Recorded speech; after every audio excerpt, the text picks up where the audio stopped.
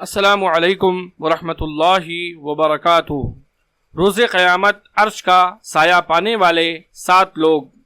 سیدنا ابو ہریرہ رضی اللہ تعالی عنہ سے روایت ہے کہ رسول اللہ صلی اللہ علیہ وسلم نے فرمایا، 7 بندے ایسے ہیں جن کو اللہ تعالی روز قیامت اپنے عرش کا سایہ نصیب کریں گے، جس دن اس سایہ کے علاوہ کوئی سایہ نہیں ہوگا۔ نمبر 1، عادل حکمران۔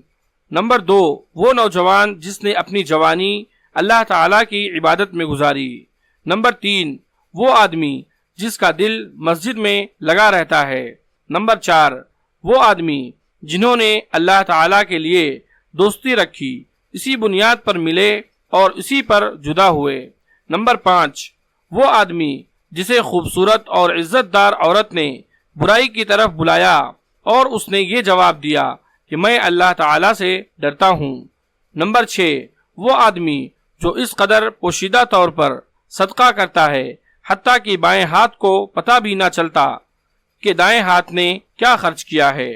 نمبر 7، اور وہ آدمی جس نے تنہائی میں اللہ تعالیٰ کو یاد کیا اور اس کی آنکھیں آنسوؤں سے بہہ پڑیں۔